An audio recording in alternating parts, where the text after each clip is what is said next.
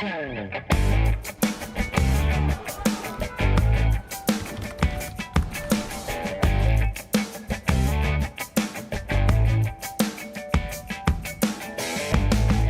programa de hoje, vamos conversar com o professor de Química da UFRN, Departamento de Química, que conosco vai falar a respeito, né, do que vem aí, né? Tá chegando uma nova patente da Universidade Federal do Rio Grande do Norte, que trata de uma descoberta científica fantástica, que é um novo combustível espacial, né? Descoberta aqui, cientista brasileiro conosco, o professor Robson Fernandes, meu xará. Seja bem-vindo ao Espaço Cidadão. Muito obrigado, Robson. Muito obrigado a você e aos nossos ouvintes. Muito obrigado. Prazer tê-lo conosco, professor. E antes de falarmos sobre essa grande descoberta, esse novo combustível espacial, que em breve aí será, digamos, estará sendo contado com mais uma patente da UFRN, eu gostaria que o professor falasse um pouquinho sobre a qual base de pesquisa pertence e também de onde surgiu a ideia do desenvolvimento desse combustível espacial. Perfeito. Então, vamos lá. Imaginemos um foguete, né? Ele precisa de... O termo técnico, na verdade, é mais apropriado, é propelente. Por quê? Propelente é, grosso modo, né, o combustível, a substância que vai ser combustionada, queimada, né, mais um oxidante, eu já falo melhor sobre isso, e um aglutinante, que é uma substância que vai ajudar, grosso modo, a dar coesão a tudo isso. Então, esse é o propelente. É a substância que está no foguete ou no míssil que vai ser queimada e vai permitir que ele seja impulsionado, né? Por que o termo mais correto, no caso... Por um acaso se chama propelente, porque ele vai estar no propulsor, Propulsiona. né? Exatamente. Que Né? propulsiona o foguete para cima, né? Perfeitamente. Mas por que propelente, né? E não combustível? Na verdade, por exemplo, no automóvel, você põe apenas o combustível, né? Gasolina, álcool, como seja. Você não se preocupa com o oxidante, porque o oxidante é o oxigênio do ar, que o próprio motor do carro termina aspirando e utilizando. Só que, normalmente, num foguete, num míssil, né, no foguete, sobretudo, vai trafegar em regiões da atmosfera, ou mesmo fora já da atmosfera, em que você vai ter pouco ou já nenhum oxigênio. Então, o oxidante não pode ser o oxigênio do ar. Então, o oxidante já vai misturado com o combustível e também, no caso dos propelentes sólidos, com uma outra substância que é um aglutinante, grosso modo, não é bem isso, mas como se fosse uma cola, digamos, para dar adesão a tudo isso. Né? Por isso que a gente fala propelente, não simplesmente combustível. O combustível é um dos componentes do propelente, mas, na verdade, no foguete ou no míssil, você vai ter um propelente, que é o combustível, e normalmente mais dois componentes, o oxidante e o aglutinante. Nos carros e nos caminhões, a gente coloca gasolina, diesel, coloca álcool, né, que é o etanol. Nos Apenas o aviões, a gente combustível. coloca querosene de aviação. E Perfeitamente. para os foguetes, nós temos os propelentes, que é a forma correta No de chamar, caso não é isso? desses veículos que você mencionou antes, não precisa, né? Você não precisa se preocupar com o oxidante, porque o oxidante é o próprio oxigênio do ar, que o motor está Ah, aspirando e está pegando. Né? muito bem, Mas no muito caso bem. do foguete, o oxidante tem que ir junto. Né? É E aí aquela você história, fala para pegar fogo, até quando você acende um fogão, se não tiver oxigênio, não pega fogo, né? perfeitamente, mas aí você só se Uma das preocupa formas no até de caso. apagar incêndio é você tentar cortar o oxigênio. Exatamente. Ainda se faz isso hoje em dia em posto de petróleo, por exemplo, quando pega fogo, né? Coisa do gênero. Sim. Muito bem.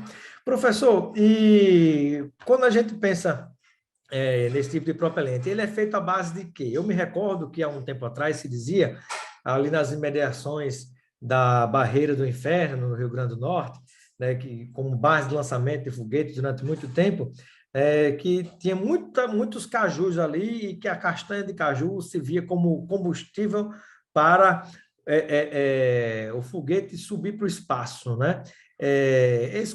Isso é verdade ou não é verdade? Se é verdade, esse novo combustível, né, o propelente de foguete que o senhor desenvolveu no Departamento de Química, ele vem da castanha? De onde é que ele vem? Perdão, só observação. Na verdade, a nossa pesquisa ela é realizada no Departamento de Transferência de Calor, que é do Laboratório, perdão, de Transferência de Calor, que é do Departamento de Engenharia Mecânica, lá que a pesquisa é Sim, sim, desenvolvida. sim. O Né? professor que é da área de Química, né? Perfeitamente, perfeitamente. Mas vamos lá. Atualmente, eu vou tentar, digamos, explicar, mas sem entrar em tantos termos técnicos e tal. atualmente, né, o oxidante, que é aquela substância que vai junto, né, com o combustível, mais utilizado na indústria de defesa, né, é o perclorato de amônio, combustível alumínio em pó, finamente dividido, né, e o aglutinante é um polímero chamado polibutadieno líquido hidroxilado. Essas três substâncias juntas é que vão constituir, digamos, é o propelente por excelência, é o mais utilizado, né? É aquele de mais largo emprego. O propósito da nossa pesquisa é conseguir o quê? Num primeiro momento, nós estamos trabalhando com o desenvolvimento de novos aglutinantes. Nós estamos tentando utilizar outras substâncias, testando outras substâncias, que não aquele polímero que eu falei, né? Polibutadieno líquido hidroxilado. Então, para os nossos testes, nós podemos utilizar como oxidante, né? Nitrato de potássio, por exemplo, nitrato de amônio, né? E como combustível, que nesse caso é um sólido, nós já utilizamos, por exemplo, carboximetilcelulose, que é um polímero, e outros mais. Mas, de Então, momento, esse combustível é sólido. É sólido. O propelente que nós estamos desenvolvendo é sólido. Esse que eu mencionei ainda há pouco, que é o mais utilizado em foguetes e mísseis, né? É sólido também. Mas, por exemplo... né? Porque quando a gente fala em combustível, a gente pensa em líquido, né? Gasolina, óleo diesel, né? A gente pensa nos tipos, a gente pensa que é líquido, né? Mas nesse caso é um combustível sólido. Interessante isso. Esse é sólido. Mas, por exemplo... Que na verdade, o que é um combustível, o propelente? Ele é uma fonte de energia, né? Pode ser sólido, líquido, gasoso, e nesse caso é sólido. Interessante. E quando for combustionada, tem que liberar uma grande quantidade de produtos gasosos que vão ser expelidos ali, né, pela tubeira do motor foguete, e isso que vai impulsioná-lo. É muito comum, por exemplo, agora que você mencionou, agora, aquele, sei lá, os foguetes que a gente vê, sei lá, da corrida espacial, Apollo 11, etc., né? O próprio, por exemplo, o ônibus espacial, né? Num primeiro momento, para ele sair do solo, não sei se você lembra, né? Precisa do impulso, né? Ele tinha dois grandes tubos, digamos assim, em volta do ônibus espacial, ali era propelente sólido, né? Agora, em foguete também você usa combustível líquido, você usa hidrogênio líquido como combustível e oxigênio líquido como oxidante.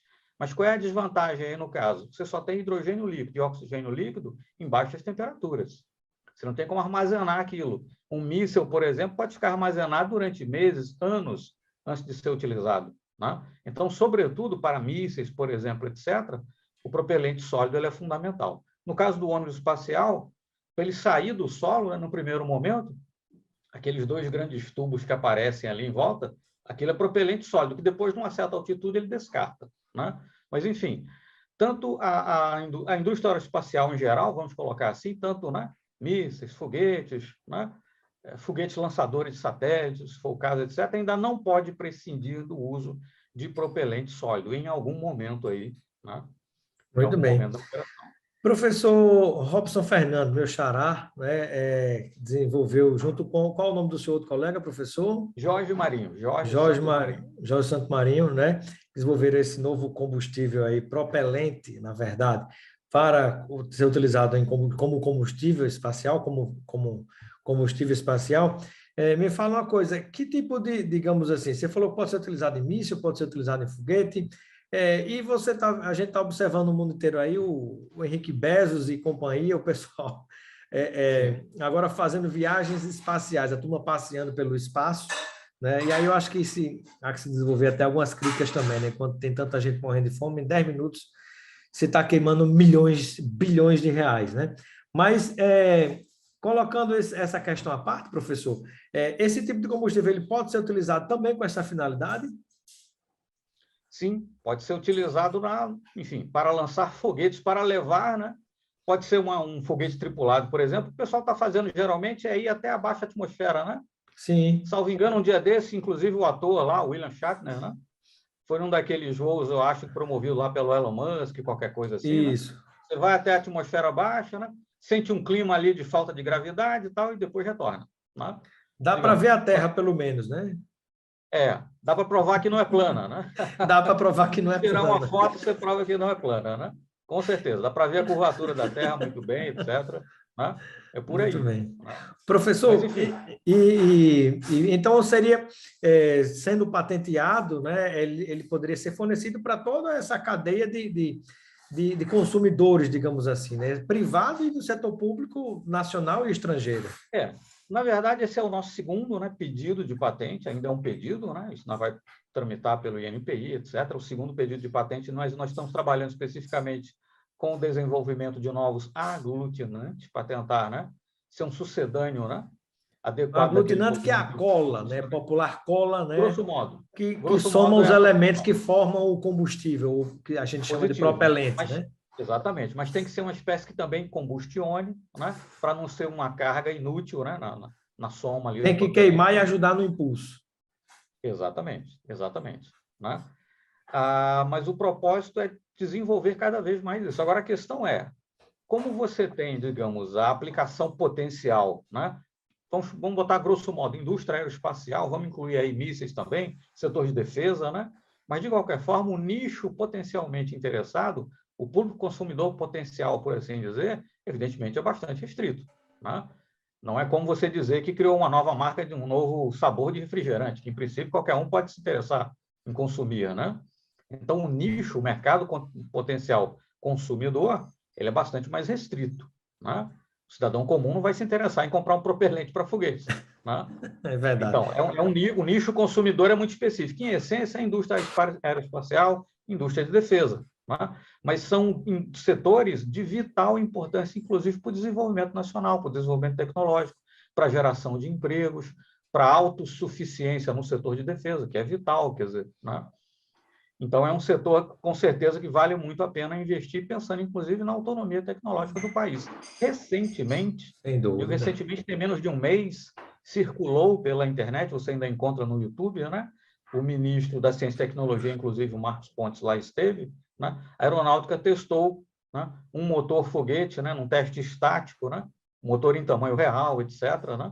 Enfim, é um bom exemplo do uso de propelentes, por exemplo, a indústria aeroespacial, que as pessoas podem achar facilmente aí no YouTube, né? Põe lá, E Marcos Pontes, motor foguete, teste, qualquer coisa assim, menos de é um mês fácil atrás, localizar. a própria Professor, aeronáutica lançou o vídeo. e com relação a esse que o senhor desenvolveu aí na Universidade Federal do Rio Grande do Norte, né, esse novo combustível espacial, vamos assim Perfeito. chamar, ele já passou por testes? Onde é que esses testes aconteceram? De alguma maneira se utilizou ou poderá vir a se utilizar a própria Barreira do Inferno aí no Rio Grande do Norte, que é um centro que já foi, né? Me parece que tem os setores desativados, mas me parece que já foi o maior centro de lançamento de foguetes da América Latina, não é? Com o surgimento, né, do centro de lançamento em Alcântara, no Maranhão, né, No a barreira Maranhão. perdeu um tanto da sua primazia, né? Mas, ao que me conste, ainda está ativa, né? Com relação aos testes do propelente, isso é feito em escala de laboratório, né? Utilizando um motor foguete com cerca de 15 a 20 centímetros de comprimento, cerca de 5, 6 centímetros de diâmetro, né? Os testes de combustionabilidade, né? A rapidez, a velocidade com que o propelente combustiona, quanto ele deixa de resíduo, outros parâmetros mais que têm que ser monitorados, mensurados, isso é feito em escala de laboratório. Nada impede, evidentemente, que você tenha um foguete ou de pequenas dimensões ou de grandes dimensões e faça também um teste, digamos, em condições reais. Tente lançar esse foguete, né? E, Mas o e, ponto-chave para fazer um teste desse, aí você precisaria ter um foguete, evidentemente, né? Mas a questão é um local apropriado para, né? Não pode ser numa área urbana, evidentemente. Então, na universidade, nós ficamos absolutamente impossibilitados de fazer esse tipo de teste, né? Ainda que você tivesse um foguete disponível para, né? E, além disso, entra aí em cena outra questão, quer dizer, que é o foguete propriamente dito. As suas dimensões, as suas características, de que material ele é feito, ele tem resistência mecânica suficiente para suportar as elevadas temperaturas e elevadas pressões que o seu propelente irá desenvolver, porque senão, antes de você lançar, ele sobe um pode pouquinho e derreter, explode, né? Se não aguentar a explode ou pressão. derrete. E você tem produtos gasosos sob alta pressão, e são esses gases liberados sob alta pressão que vão, inclusive, propulsionar o foguete. Então, você precisa ter um foguete adequado para efetuar os testes, sobretudo, no nosso caso, um local apropriado. A Barreira do Inferno seria um bom lugar, mas, enfim, é uma instalação militar, etc., há toda uma burocracia a ser vencida. Agora, testes em condições reais, na universidade ou em área urbana, é impraticável, o risco seria muito grande de um acidente, etc. Não é, de forma alguma, aconselhável, não se deve fazer. Perfeito. Professor Robson Fernandes, e quando a gente pensa, por exemplo, no tipo de material para a fabricação desse combustível espacial que foi desenvolvido aí na UFRN, qual é o nome do tipo desse material e onde é que ele pode ser encontrado na natureza e de que forma? Não, as substâncias, vou voltar àquele propelente que eu falei que é o mais Sim, utilizado, né? Perclorato de amônio como oxidante, alumínio em pó, o alumínio em pó, né? alumínio em pó, e esse polímero, polibutadieno líquido hidroxilado, como aglutinante. O que nós estamos fazendo é tentando encontrar novos aglutinantes, estamos utilizando tanto o oxidante como combustível outras substâncias, que o propósito é testar o aglutinante, né? E a questão é, essas substâncias químicas também é uma área, acho que é aí que você pretende chegar talvez, existem pesquisas tentando, por exemplo, substituir aquele oxidante, que é o perclorato de amônio, né, por outros oxidantes, né? Porque o perclorato de amônio, por exemplo, quando ele combustiona, né, junto com, né, as outras espécies que compõem o propelente, ele termina liberando HCl, cloreto de hidrogênio, que em contato com as moléculas, as gotículas de água na atmosfera, termina formando ácido clorídrico. Então, há uma busca, digamos, por novas substâncias, tanto o aglutinante, quanto o combustível, quanto o oxidante, né? Esse tripé que forma o propelente, que sejam, digamos, ecologicamente mais corretas, né? Mais aceitáveis, sim, existe uma busca, né? Por esse tipo de coisa também. O grande nó sempre você até pode conseguir uma substância que seja ecologicamente mais correta, mas você perde em desempenho, coisas do Sim. gênero. Né? Professor, e já próximo de finalizar a nossa entrevista, Pois não. nós sabemos que muitas situações, né, de tecnologias que foram desenvolvidas na corrida espacial, a chamada corrida espacial, algumas dessas tecnologias passaram a fazer parte do nosso dia a dia. Quando a gente pensa nesse tipo de combustível desenvolvido, é possível pensar em algum dia que algo desse tipo ou semelhante possa ser utilizado para carros, para veículos comuns, né? Se de repente se usa uma quantidade gigantesca para um foguete e de repente um quadradinho, já que é um combustível sólido, bota um quadradinho lá e funciona para impulsionar um carro ou um trator no agro, não sei, algo desse tipo? Certo. Não, potencialmente falando, é tudo uma questão de engenharia, né? Mas nós passamos dos combustíveis líquidos, né? Essencialmente derivados do petróleo, que ainda são abundantes, né? Passamos depois para combustíveis de origem vegetal, né? Biodiesel, próprio etanol, né? Que no nosso país 25% da nossa gasolina é aditivada com ele. E agora a transição que se está a fazer não é para, digamos, combustíveis sólidos. Na verdade, você está tentando transitar agora para carros elétricos, por exemplo, né? Que inclusive estão chegando aqui ao Brasil, na Europa já está um pouco mais expandido e tal, né? Então, potencialmente falando, seria possível, é uma questão de ajustar tecnologicamente, o que atualmente se conseguiria, né? Mas, digamos, não tendo em vista os rumos que a indústria automobilística tem tomado, me parece que o propelente sólido ainda ficará restrito realmente à indústria aeroespacial. Muito bem. Quero agradecer a participação do professor Robson Fernandes, da UFRN, né, químico que descobriu esse combustível espacial. E em breve, não torcer aqui, será mais uma patente da UFRN. Muito obrigado, professor, e seja sempre bem-vindo. Eu que agradeço, muito obrigado e até a próxima.